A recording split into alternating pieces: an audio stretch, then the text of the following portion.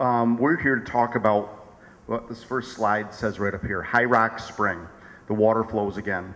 And Charlie and I, we're both honored, I think I can speak for Charlie to say that, to be involved with the re-drilling of the spring this year.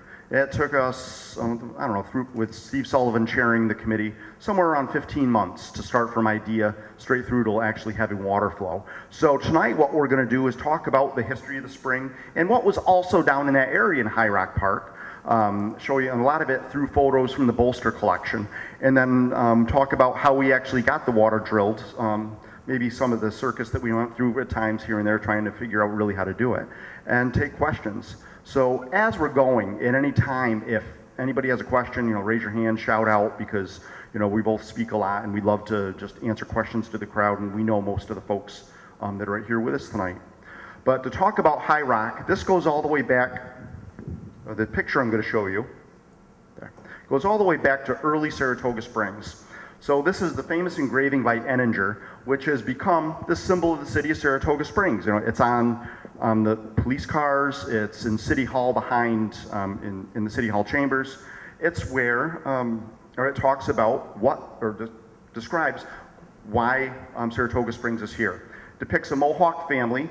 Historically, probably nothing what a Mohawk family would have looked like in this time period, with a teepee, which never existed in this part of the country, drinking the spring water. But what's interesting about it is Enninger writes, called by the Indians the medicine spring of the Great Spirit. Well, when we did the presentation or the dedication a week and a half ago, Tom Porter, who was a chief of the Kanajahari Mohawks, came and he actually did a blessing. Luckily for us, he did it in English so we could understand what he was saying, but he is completely fluent in Mohawk. And he did say that it was called the medicine spring, but not of the Great Spirit, it was of the Creator. So, and he solidified a lot of the things that we believe about why this spring is so important to the history of the Mohawks, but also to the history of Saratoga Springs. This is where we were founded. So we can't really talk a lot about the springs yet until we find out why they're actually here. So with that, I'm going to turn it over to our resident expert on that, Charlie Kuenzel. In order to talk about these great waters that were so instrumental in the founding of Saratoga Springs, you've got to just do a little tiny bit of geology. And I always like to throw this slide in. It's a nice tropical view of a crystal clear water ocean. And that was what we looked like about 430 million years ago. So, I'll keep our fingers crossed that this will be the way winter will look here, But I doubt it. But what we have to remember is, from a geologic point of view, there's a lot of changes that occur in very long periods of time, and the way we mark time in our lives are but just mere seconds in terms of what geologic time is. So way back, Saratoga was covered by a tropical ocean. We were at about 30 degrees south latitude at one point, so that put us down about where Australia is. And the water was crystal clear. Estimation was that it was crystal clear to a depth of about 75 feet. So if you picture as you go out of here the new condos that overlook Congress Park here, consider that the water level would be up there and crystal clear all the way to the bottom, with water temperatures at around 80 degrees year-round. So it was pretty nice. That was a perfect environment in order to lay down layers and layers of sedimentary rock and produce a lot of carbonate rock, which is what we have underneath us, which is limestones and dolomites.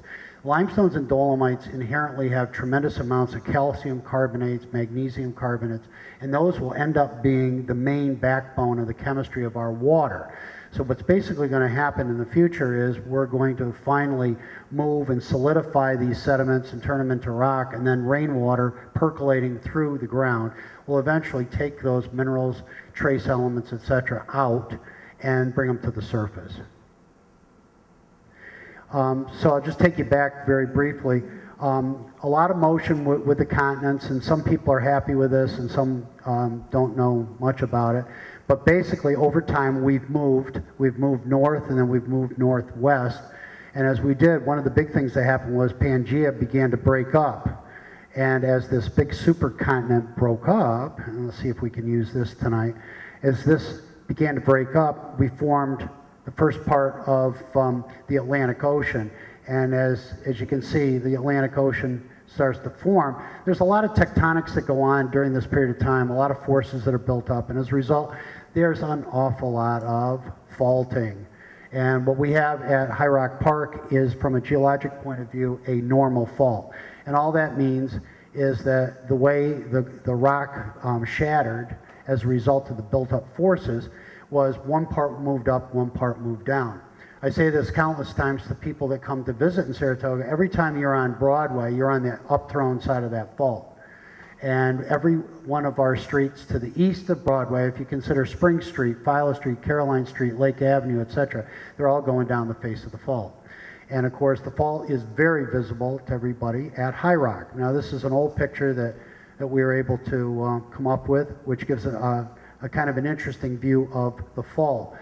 The fault today has changed a bit, not only because of vegetation, but also a lot of frost action and things will cause rocks to break off. But this line right at the base is what provided the conduit for the water that was trapped deep in the ground to eventually come to the surface. As we all know, Jamie showed you the picture of the Mohawk family a few minutes ago. They were not equipped in the early days, even 500, 800 years ago when we think they first came. They just did not have the technology to drill. So they looked for wells and springs that bubbled out of the ground naturally. And what better way than to have a crack in the rock structure? And this crack that runs down through here is what provided the first naturally occurring springs. And I'll try to get into this in more detail, but High Rock was naturally occurring. During this whole re-drill process, many people said to us, are you just going to go back down and drill in the exact spot? And the answer was no. That's the short one. The longer one was, we don't even know exactly where it was coming from. We know the placement of the cone and things, but we didn't know exactly where the water was coming from. So when we get to the drilling process, I'll try to fill you in more on that. But that's the essence of why we have such phenomenal waters in Saratoga.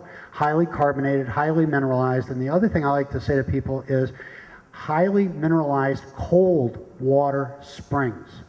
Cold water springs, underline that cold, because as you remember from high school chemistry, solubility is directly proportional to temperature. So if you go to hot springs around the world or in the United States, there's a lot of dissolved minerals. But we know that from just cooking in our kitchens. You want to dissolve something, you heat it. But when you do it cold, and as a kid making Kool-Aid to sell on the corner with cold water and ice, I remember as I would stir those packets, it sounded like gravel in the bottom of the pitcher. And it was like, is it ever going to dissolve? Is it ever going to dissolve? And that's the thing that makes Saratoga so unique. Our waters are highly carbonated and highly mineralized, but again, because they're cold, you scratch your head in terms of, wow, how did all that get in there, in essence? Thank you. Back to history. All right, so I'm going to pick up where I left off. This is an engraving of a late 19th century engraving of the guy up here being carried in on a litter. That's Sir William Johnson, and this is supposed to be the year 1771. Now, he's being carried by Mohawks. Sir William Johnson was the agent to the Native Americans for the British Crown, and in the 1750s built Johnson Hall, which is where Johnstown is today, and was very close with the Mohawks, actually even married to Molly Brant, who was a Mohawk woman. So during the Battle of Lake George in the year 1755, Sir William is up at Lake George, and he's shot right in the backside. He suffered from this wound for the rest of his life. Survived, obviously, but it's said that in 1771, the Mohawks then decided to bring him here to Saratoga to drink the healing waters. Now, a friend of mine suggested to me that, well, if he's carried from Johnstown all the way up here, maybe since he got off his legs for a little while, he felt better after he drank the water, because they say he walked back down by himself. I don't know if I believe that or not, but one thing the guy did suffer from that many people in the 18th and even modern folks do is the gout. And if you get off your feet for a while, I know because I have gout, and you eat the right foods and drink the right things like maybe great mineral water, it might have helped alleviate that. So that could be one thing that really helped Sir William. But the neat thing about this is it's 1771. There had been previous visitors to the spring, but he's the first famous European that's been here. So now this begins to put Saratoga, the area of Saratoga Springs, on the map. This area is actually just called at this time the Springs near Saratoga. The village of Schuylerville, which is Schuylerville today, was Saratoga at that time. So we're 10 miles from there, and we're near the largest community in the north. So a number of people did come, and they started to settle in the area of High Rock. And this is in the 1770s, prior to the Battle of Saratoga and prior to the American Revolution. But most history books, and most of these are written in the 19th century, they say, well, the settlers fell into disfavor with the Native Americans. You know, whatever that means is maybe they said the wrong thing, they tried to take land, or maybe it just means they didn't have any other excuses to why the folks left. They weren't good businessmen, or it was too much to live out in the country.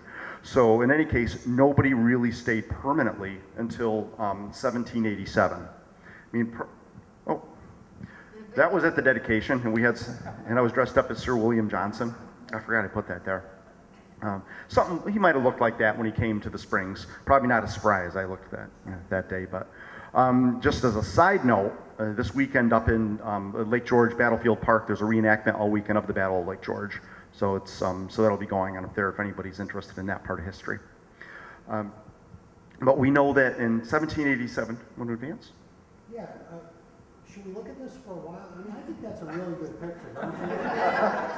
I'm just trying to get a feel for the audience. I'm sorry. I'm so sorry. That's all right.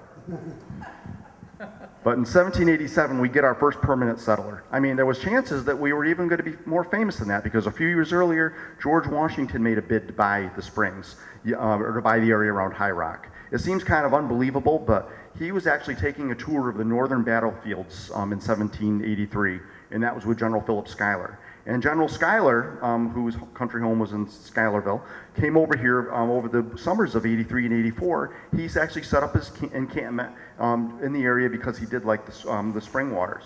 And Schuyler also suffered from the gout, so maybe there's something to that there. But this is one of the earliest engravings, I mean, it is the earliest one that I know of High Rock Spring, and it was dated 1787.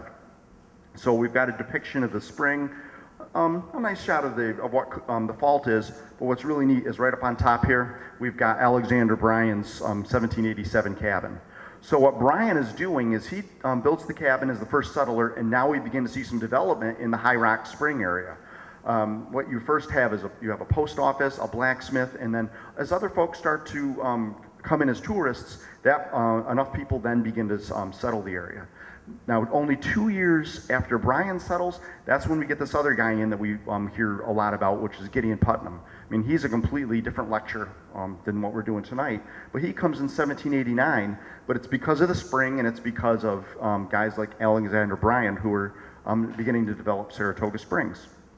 I'm going to touch on one thing now that we're going to hit a couple of times as we go over this. The geography of downtown Saratoga Springs was completely different in the late 18th, early 19th century. Remember that this area where Congress Park is, this is swampland. We're right along the edge of the fault line, and it's a lowland.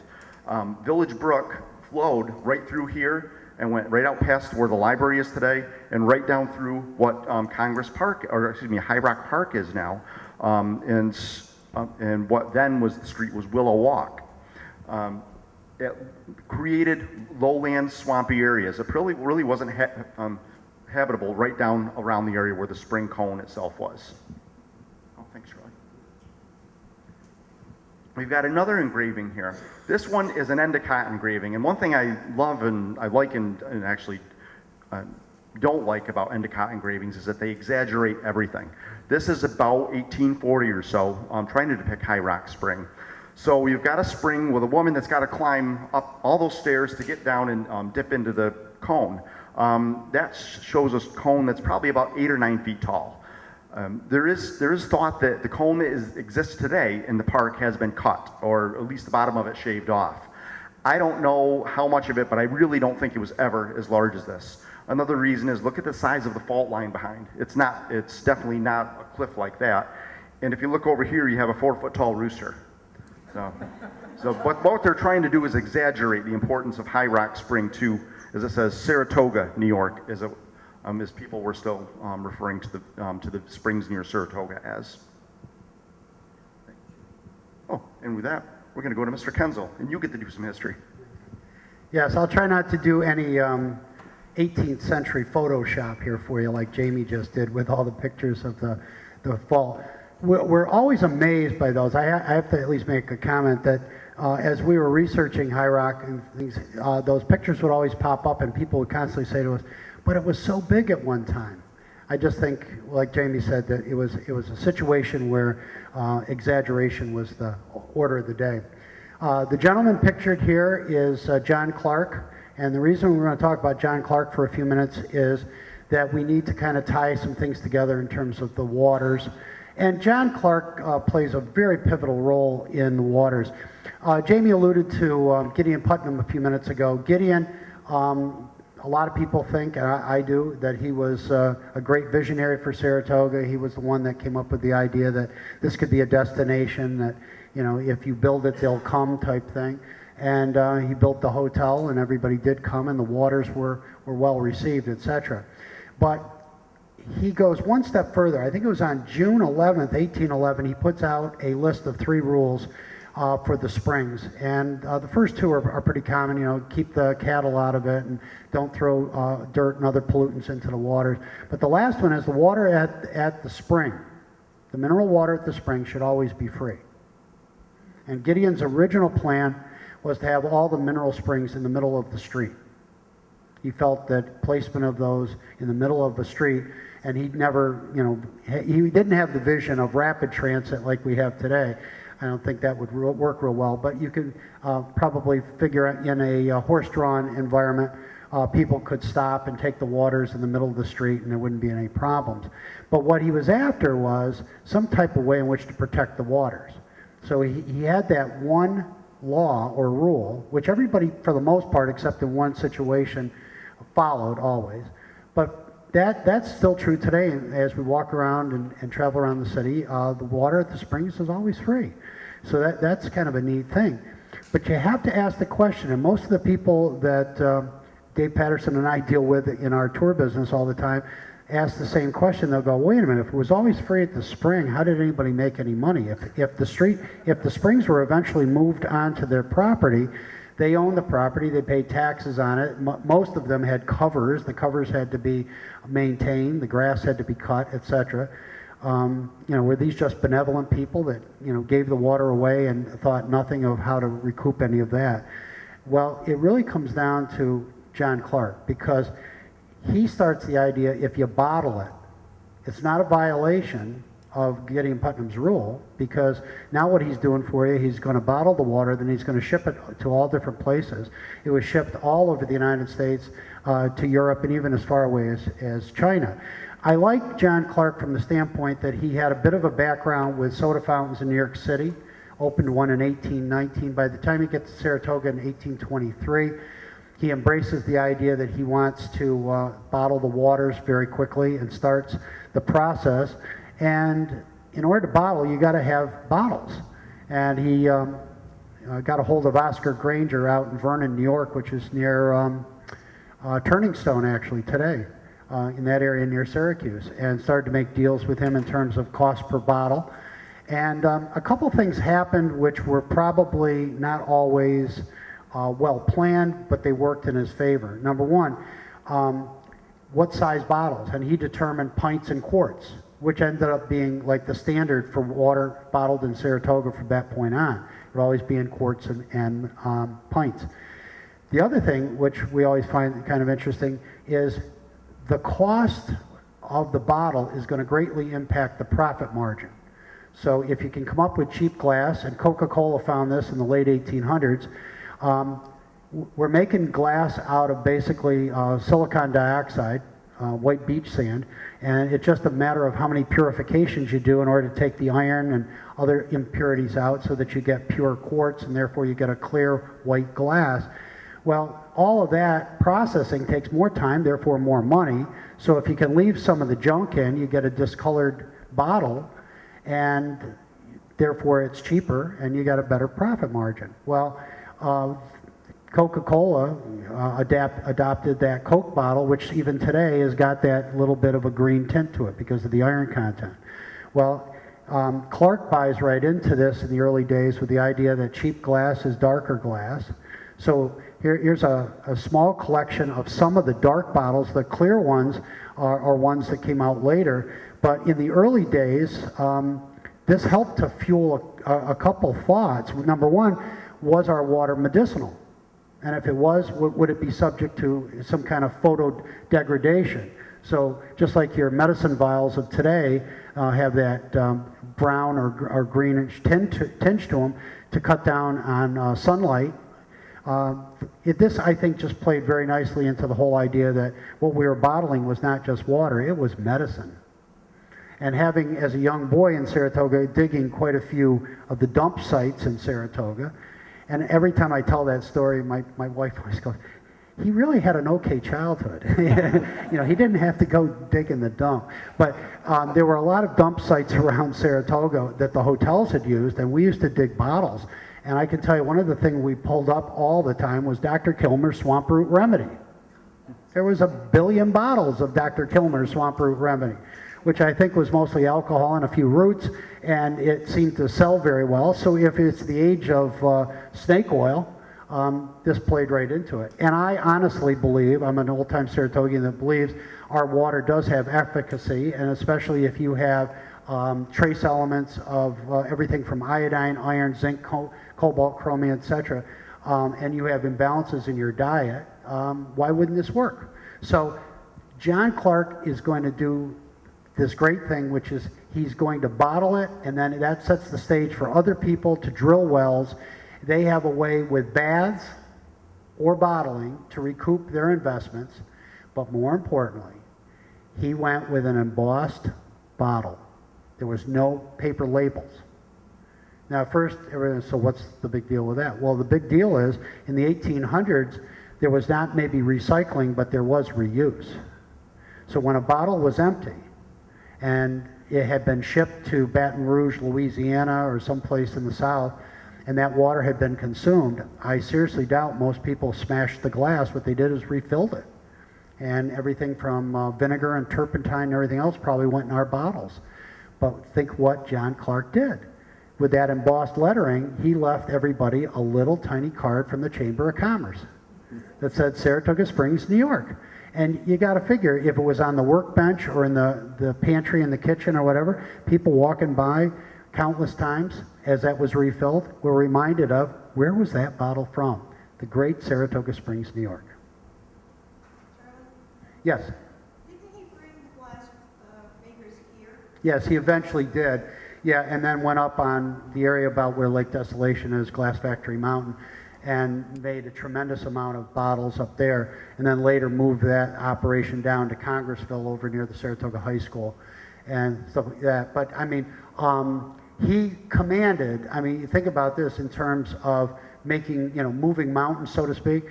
Clark had enough of a demand that once he sat down with Oscar Granger and said, I need X amount of bottles, all of a sudden, you know, he was willing to bring 100 glass blowers and all the apparatus and build all those furnaces and everything else. And they went through a tremendous amount of raw material there. I mean, just the firewood alone, it's between 350 and 400 full cords of wood a year. So there were people that were hired to do that. There were people to get the sand, to bring everything together along with the glass blowers and everything else. And then, of course, we've got those great names that stick with us today. Plank Road up in Greenfield, which was put in place as a toll road to help bring the bottles down on a smoother surface. A Sandhill Road, places like that where the raw materials were coming. And up on the side of Lake Desolation, up in that area, there was a tremendous amount of hemlock, and he preferred to burn hemlock in those furnaces. So, yeah, I guess we could have a night on just Oscar Granger or something. So, I think you're on. No, that's good. I just want to add one thing, what Charlie said when he kept mentioning that the springs were free. I don't know if anyone ever remembers a lecture we had a few years ago. It was called the Pavilion Spring Riot of 1841. But there was actually a riot in this village of Saratoga Springs because the owner of the spring decided he was going to charge. And and his property was burned down in that too, wasn't it? I've heard rumors Daniel on that, McLaren's, yeah. McLaren. We ought to bring that back and do that again. But back to our spring. So John Clark lives until 1846. And at that time, his company was called Clark and White Spring Water Company. His company lives on, and now they decide they're going to go down to High Rock Park area and start bottling High Rock water. This is the first pavilion that was erected to protect the cone of High Rock. Now at this time, it's not the original water that would have been coming out because the vein of water had changed over the years. But if you really can't see that well, but I can see it here. The cone is right there inside this brick structure that looks more like a prison. And I'm going to guess this photo from the clothing is Civil War era, maybe 1860 to 1868 or so. If you look up above, all these houses here are on this side, or High Rock Park side of Maple Avenue. So you really can't see what was directly across the road, because the actual modern Old Bryan Inn would be across from that, and Alexander Bryan's house would have been right up there. And one other thing I'd just like to point out when you look at this, look at the road going in, and look at the dresses the ladies are wearing, and there's a crowd of people up here also. That would have been Saratoga Springs, no matter where you went in the 19th century. Definitely not as comfortable as we have today. But Clark and White ran the company for a few years, and then in 1866 they sold out to Ainsworth and McCaffrey. And their goal was to do the same thing, have spring water free for people to come and drink it, but also but do it in an elaborate fashion. So they invested $6,000 in 1866 into building this pavilion. On the top, you see an eagle. The eagle was gilt. I don't think it was solid gold, especially by the cost they paid. But the pair were ridiculed in the Daily Saratogian and other papers because they said, why would these two fools spend this much money on this pavilion? Now, the one thing about this pavilion, it is not where the actual spring sits right now. It's probably about 45 to 50 feet, we assume, which can be a little bit to the northeast of where the actual spring is. So kind of closer towards what the Van Ralt plant was. Again, they're just picking up the cone, which no longer has water going through it, and moving it under here, and then tubing their own water into it. And the actual source, we don't know where it was coming in from. But the cool thing about when you can move a spring like that, they did, I guess, the closest thing you could call an archaeological dig in 1866. And these guys went down 10 feet, and they actually found thousands of years of human occupation, including charred fire pits, crib work of logs, and more. I mean, this is all 10 feet down under where the cone was. So it makes you wonder, when was the cone actually put on that location? And it also says that we have prehistoric occupation of the High Rock Park area. Well, McCaffrey and Ainsworth, they don't do very well. So they actually decided it's time to declare bankruptcy. They spent all the money on the pavilion, and for some reason they were not making it back in the bottling plant. So they ended up selling out, or actually they ended up going bankrupt, and it was purchased in 1876 by William Fargo. Now at the time of McCaffrey and Avery and then Fargo, they had these guys, Dipper boys and Dipper girls, and their job was to give the patrons their free drink of water. But for them, they'd probably be getting a tip for doing it. This stick right there is called the Dipper. We've got 2 of them in the museum collection. I think Brookside has a couple down in their collection. It's something that some folks thought were fairly unique, but actually there's quite a few of them around. And as we saw by that first engraving of the 1840s, the woman above the cone was actually holding a dipper. But the neat thing about this guy is we recreated him when we did the dedication a few weeks ago. That's my youngest son, and as you can see, he's less than thrilled about doing this. But he said he actually didn't stick it down in the water, which I asked him not to do it, but he was a good sport for doing that for us. So we tried to represent what it would have been like back then. This is in the Fargo time. This is in the late 1870s. So you have a clear look at the pavilion, and this is the Seltzer Spring Water Company. This is the High Rock Spring Water Company. The area that is High Rock now was completely developed with these spring water companies. So folks could go in and get their free drink of water here, get your free drink of water there, and they're shipping out of these large buildings. And a few slides later, we're going to see the back sides of this, just to give you an idea how crunched in this area was, because it's not very big down there from the rock wall out to where Maple Avenue is. This spring pavilion, why am I forgetting the name of the spring? Oh, on What? this, Yeah, what did I forget? on that one? Yeah, it's seltzer. Uh, Charlie's the expert on springs. no. On that picture, Yeah. that's not Why am I- really like a gunpowder or star? Yes, okay, that's the gunpowder, thank you. And that, you can see the bottling plant still behind. So if you're coming up High Rock Ave, that's right about where the beginning of the farmer's market buildings are. And again, that's almost the same time period. And this is one that generally throws everybody off. This is 1870, 75. Here's your Eagle Pavilion. There's the High Rock plant. There's the seltzer plant. And remember how I said this is lowland? Well, Village Brook flooded all the time. There's a road right here. It goes right up and over, and there's a little bridge to take you out past the spring. The area where all this water is probably where the apartments are, right across from the farmer's market.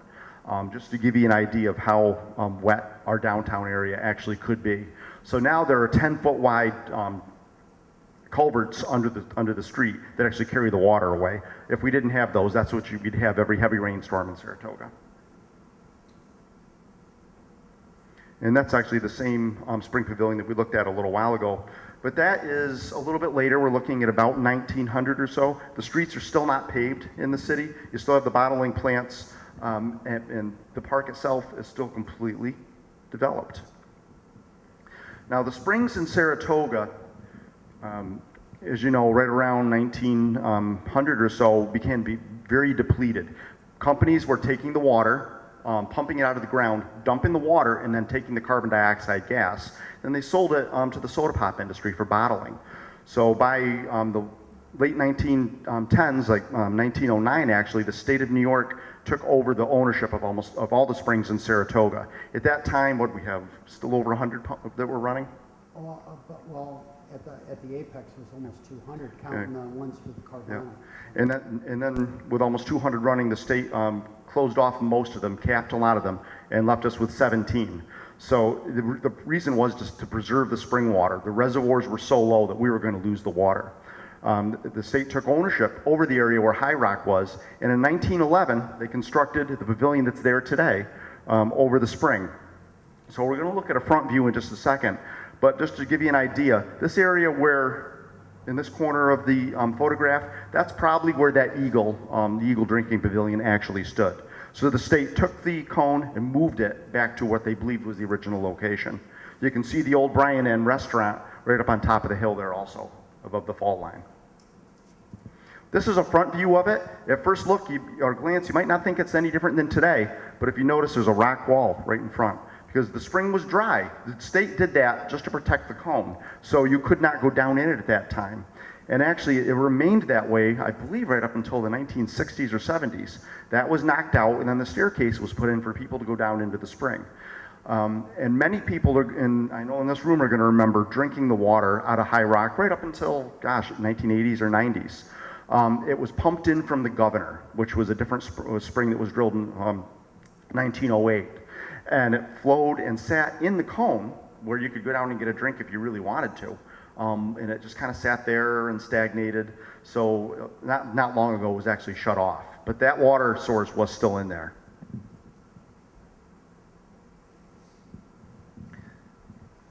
This is actually the same day that the images of the State Pavilion was shot. The reason I included this is to talk about, as I said, how the landscape was wet. That area where those folks are, that's actually the original grade of High Rock. Everything you see there is fill.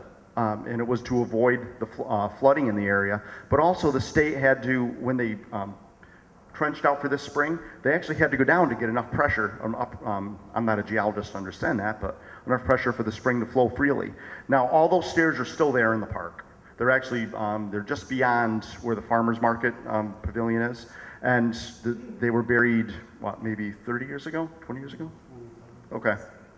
And those are identical to the way these stairs are that go out to Congress Spring out here, because Congress Spring was made in identical fashion to that around 1910. This is the backside of the spring water bottling plant going along the fault. This is the staircase that comes down from Maple Avenue. Just to give you an idea of how close these buildings really were to the fault, almost constructed directly onto it. And one of the last shots I'm going to show you, this area here is where the High Rock apartments are. So that's the Peerless Spring, which originally the pavilion was across the road. So now it's pumped underneath the road and then comes up into High Rock Park in the Springfield Pavilion with the governor. And with that, I'm going to shift over to Mr. Kuenzel. And again, we get another look at the famous cone at High Rock. One of the things that bothered us when we were starting this project was we wanted to make sure that we were really looking for the water in its correct spot. As Jamie alluded to, in the 1800s, they moved the cone by 40, 45 feet, and then they moved it back, and we wanted to make sure of that. The thing that proved real well, and the research on that was a lot of surveyors in the early 1800s were using the cone as a marker. So they measured off of that. So by backtracking, it was easy to find out that it had been moved back and that it was pretty much in its rightful spot, so to speak. As we started this project, and as Jamie said, this took us over a year to complete. And again, with the help of a lot of people. It's not just the two of us up here. There was an awful lot of people that did a lot of hard work, raised a lot of money. There was a lot of things that went on. But we started looking at the condition of the cone. We all felt the same thing, which was this is the founding location of the city of Saratoga. It was dry. It had been dry most of my adult life, except for when we had a little bit of dribble of water coming in from the governor, which was a nice thought, but it just wasn't the same. And we needed to do some work with it. So we started a project where we started to drill on May 18th and 19th. We ended up finally hitting water on May 19th at a depth of 442 feet. At a depth of about roughly 30 feet, we hit fresh water, and we had done a static test at that point. We hit 30 gallons a minute of pure fresh water. And of course, I always say if we were building a house, that would have been great. But we wanted a mineral spring, so we kept going. At the end of May 18th, we were down about 210, 220 feet, and we really weren't getting anything. We were kind of disappointed, so we went home, and next morning started again. And by then, of course, we were all good Saratogians. We had developed a pool as to what depth we would finally hit, and projected payoffs, and I mean, all for fun, mind you. No real gambling ever occurred in this building. But we continued, and finally, as we hit around 390, 400 feet, we were starting to pick up pyrite crystals, which are indications sometimes that you're going to start to get it in the rock layers. So we were starting to get excited. And then we still didn't get anything about another 10 feet, so we had made an agreement with Hawk Drilling that if we had to go to 500 and couldn't get enough flow, we'd hydrofrac to see if we could get something at that point to meet. And sure enough, at 442 feet, we got 1 gallon a minute without pump assist. When we did the static, we had 5. So we've got at least 5 gallons a minute coming out right now. The initial taste of the water, because we were all drinking it right out of the well casing, definitely iron content, but very, very, very, very low carbon dioxide content. And that was disappointing. We didn't drill just haphazardly. We had done a look because we were looking for, remember, I said the High Rock was never formally drilled when it was visited by the Mohawk. It was just a fracture, they bubbled up on its own, etc. So we had done a little structural work on it, and we'd taken a look at the main fault line and then started looking at lateral fractures, and we started to map those with an idea that if we could hit a lateral fracture, we might go into the same water. We did a lot of homework on this. We drilled, and we still, we got what we got. The Reader's Digest version is this. Is it the exact same water as High Rock was? No. Is it a nice tasting spring? Yes. And we have not done the total chemical workups on this yet on purpose. because it definitely has changed. We had to pump this enough to try to get it to stabilize, and once we feel, and it'll be shortly, that it's stable enough, we'll definitely do the run on it, and then we'll release that. But there was just too much groundwater that could have gotten in. There was a lot of problems, so we wanted to make sure we had a really correct sample as to what we had. So, yes. I'm sorry, parts per million. In modern day, let's see if I can. Oops. In modern day, if you go back and look at what they did in the 1800s, it was all in grains, and they measured the amount of mineral content in that form, and there's a conversion for that. But nowadays, almost everything is done in parts per million. Most waters, whether it's like San Pellegrino, Perrier, even Saratoga, which doesn't release their parts per million easily. Most tongues today like about 125 to 200 parts per million mineral content for a good tasting water. If people have well water that they say, oh, this tastes really good. Our springs are anywhere from 2, 3, 4, 5, 8,000 parts per million. We've got one at 18,000, which rivals seawater. So it's a very heavy-duty product, and that's why my contention is, I'm sure other people would have thoughts on this in this room, that in the 1800s, people drank for efficacy or curing power, and today we're drinking for taste and purity, and we like a low mineralized water. So maybe we've discovered something that's pretty neat, even though it's not the exact chemistry, we don't think, of the original High Rock. Being a low mineral content spring, I've been down there almost daily with different groups, etc., and I can tell you it's visited right now tremendously by people filling jugs and everything else. So that's a nice addition. Hawk Drilling was responsible for the work of redrilling. They had been doing work with the springs in Saratoga since 1927. So on May 18th, we started the project, and on site that day were 4 generations of that Hawk family. And the young ones, even though they're outfitted in hard hats, assure me at that age that they will be in the business soon. So, but did a tremendous amount of work for us, donated a tremendous amount of labor to this project, which was great. And we ended up doing a lot of press things and all that other stuff, but eventually, after a long time, it took a couple more months to get the plumbing done. We had the water flowing back to the cone. And Skip was filling up. We drank it because it was coming out of a pipe at this point. Jamie had alluded to the fact that if the water sits in the cone, and I like to back that up, if you get down there and are able to get access to the cone, do not drink the water that's coming out of the cone, because it's not sanitary at all. The health department will not certify it, and I just don't want anybody, having a bad day, so to speak. So we had to do all the work of burying the lines. We brought the main water line out from the well casing. The well casing sits up next to the fault line, and we put a Y in it so we could service a drinking fountain plus the original spring. The pump system we've got set up allows a nice even feed on both, so as a result, it's not too bad. And then we worked our way to a point, and DPW was so good in this. These guys were phenomenal.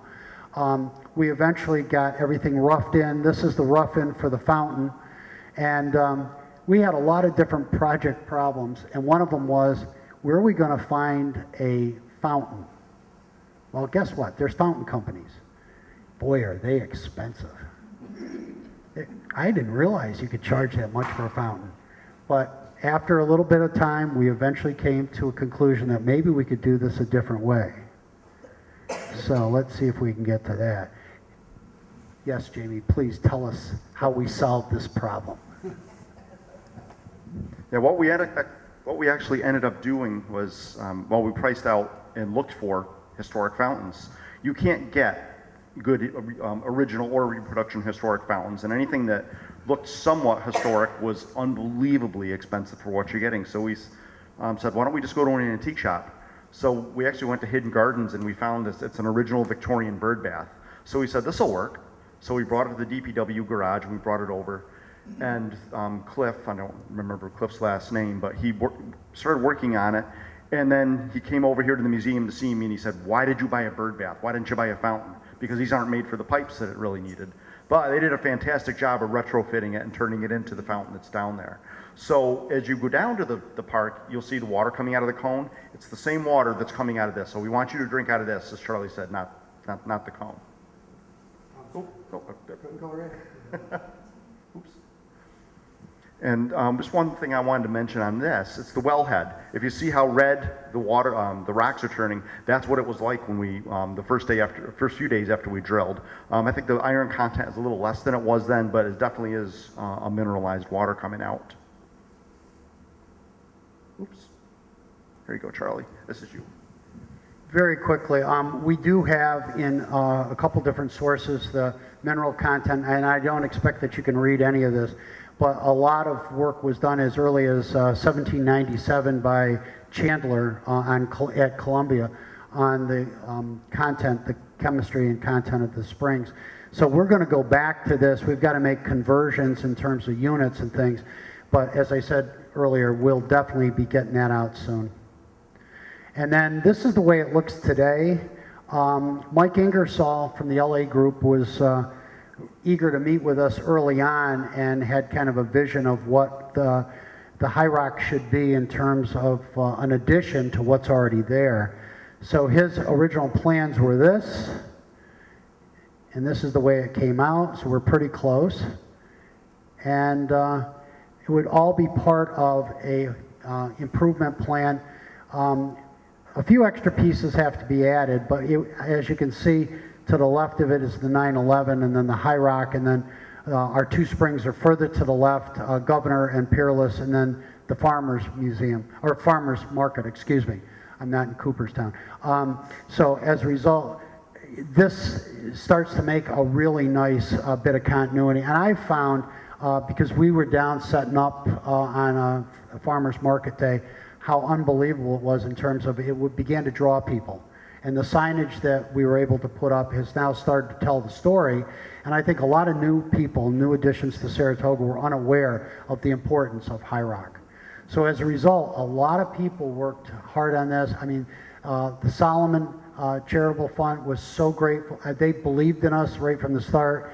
And we got a tremendous amount of money from them. As I already told you, the Hawk family, can't say enough about DPW and Skip Scirocco in terms of making sure that we had the assets of the city and made it all come together. It was just a lot of people, right? I mean, Steve's not with us tonight. Sully's not here, but I can tell you a lot of meetings, a lot of time spent, a lot on the phone. We almost went through like phone withdrawal after this was done in terms of, what, I don't have to call each other 5 times today? You know, what are we going to do? So in essence, I want to say there was so many people that believed in this project that stepped up and became part of it. And a lot of people that also said along the way, hey, this is a good thing. And I'm glad that it was part of a project.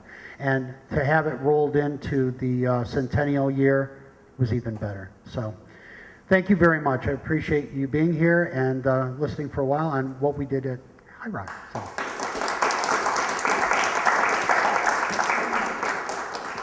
Any questions? Libby.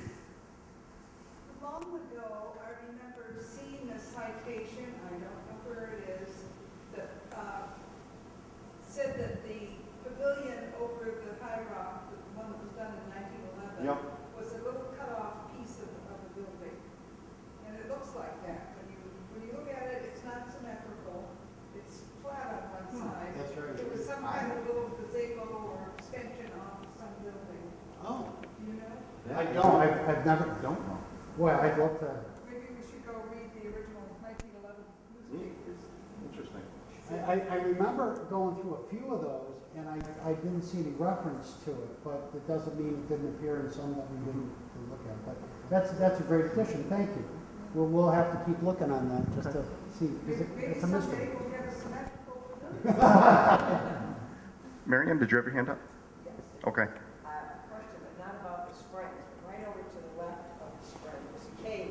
Yeah. Well, to the right. Right, okay. You know Yeah. what the cave is. I know what cave it is. Yeah. Yeah, but of course it's covered over and Covered up, you can't- disappeared and everything else. Yeah. I So, remember when I was young, going Yeah. over there, I never went in, it was too scary. I know. And then they put Water in there. yeah, that's right. You can always hear the water running. They put the iron gate over and padlocked it and everything else in the 50s and 60s and stuff like that. Yeah. And supposedly, as we all know, that was supposed to come out up behind present-day Maple Avenue Middle School. So, yeah, I mean, that was always the thought. I did talk to somebody locally who told me that one of their ancestors went through it and ended up in Glens Falls or something, which, you know, so. I always heard when I was trying to skateboard. Yeah, and that's pretty much exactly the rough area. In '76, I had to map that whole piece for the school district, and I remember finding a couple sites that I thought were possible openings that had collapsed and things, but who knows? I mean, you had the Indian sand mortar up there. You had a lot of different assets that the Mohawk used. So, you know, yeah. The water that you could hear in there, would that have been spring water? Or was It could very well have been, or it could have been groundwater. There's a tremendous amount of ground. Just behind the 9/11 memorial, that was so swampy for years, and then they finally put in just a drain line and connected in with the sewer, so that water now drains out, and that runs all the time. Every time we were down working, and you know, there were times this summer we didn't have a lot of rain, and that still was flowing. So, yeah. Yes, Dan. From a geological standpoint, there's another spring just to the north of this spring, right where Maple Ave and that other street converge. And then you have another spring down the other side of Ben and Jerry's, just before Congress Park. From a geological standpoint, are they of the same fault line? Yes. And would the water in either of those, would the quality of the water in either of those be different than? Yeah, the general rule is because of the offset on the fault, all the mineral springs are on the east side. So, and that makes that band. The thing that makes me scratch my head is there has been a direct relationship between depth and mineral content. So at the deeper springs that were drilled, usually had more carbon dioxide and had a tremendous amount of mineral content, for the most part. And that's what we thought we would see this time, and this was completely different. The only thing I can say was we were on the east side of the fault, so you know we're in the right area, but we got something different. And I'm wondering if, because there hasn't been any real, there hasn't been a new spring since 1908 when the Governor was drilled. So I think there could also be in that aquifer some changes, not only with carbon dioxide but also mineral content, things like that. But it's kind of mind-blowing when you think that in the heyday of the High Rock, you had you know, the Empire and the Star and the High Rock and the Seltzer and the Qua, and we could go on and on. All these springs within 200 yards of each other, all different. So depth was a big deal, but east side of the fault. So generally don't find anything on the west side of the fault. So yeah. Yes, sir. You mentioned about moving the cone. How was the cone displaced in the first place? Is it just one solid piece and you can just lift it up and move it? Yeah, they cut it with rock saws, and then they used block and tackle to lift it, and then they moved it from that point. But they actually literally cut it. When it was moved back, we found that it was put back as a unit, but unfortunately it had some structural integrity that fell, you know, it began to fall apart because people were pounding on it, things like that. But there are some footings under what's there now. So, yeah, so. I lived at 118 High Rock Avenue from 1940 to 47, right across the street from the park, from the spring. First of all, the village brook flowed under our sidewalk you had a manhole cover and you could hear it. Put your ear down, you could hear this rush of water. What the heck is that? It's a village brook, Yeah. which has since been mitigated, whatever. And then I read when I was working with Saratoga Rome that about 1912 and 13, they took the rubble from the Congress Hall Hotel that was being raised and put it in High Rock Park. And then around 1944, the water main broke on Maple Avenue, and a good 6 inches of mud came down and was deposited in High Rock Park. So that's one reason why it's so deep down in the column. Yeah, exactly. Very good. Thank you for bringing us up on that. I appreciate that. Anybody else questions? Yes. Earlier on, you mentioned that most people had followed the rule about not moving the springs, that you said there was an exception to that. Yeah, that was at the Pavilion Spring. Maybe Jamie will tell you more about that. It's got an interesting story.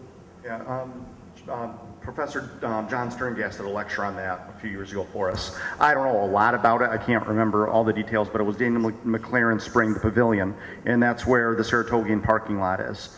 And his hotel was right across Lake Ave from there. And he decided that he was going to charge, and Saratogians weren't going to have it. And they physically rioted. And I don't remember which building they burnt down, but I think it was part of the hotel, and might have been the Spring Pavilion also. We have a nice photo of the late future Spring Pavilion of the 1870s in the collection. So it's not the one that went, but yeah, McLaren made a mistake. Everybody let him know it. So he said it wasn't for that pollution, it was charging for the water. Oh yeah, it was charging. People didn't want to pay for it. Yeah, he actually had the story I heard and read about was that he had a contractor, and probably all of us have suffered with this, where a project was outlined and they started construction for the site where the spring was. And all of a sudden there were a lot of overages. And eventually the price tag came back, he had to pay it, and he was outraged, and he said, I've got to recoup this, so I'll start charging. Not a good idea. Yep, one last question. Kind of crazy for Charlie. If the 1964 earthquake in Alaska caused like a fault line type of thing, but most earthquakes are just kind of shake. Why do we have like a fault line here? And that really was almost a fault line. Why does that happen?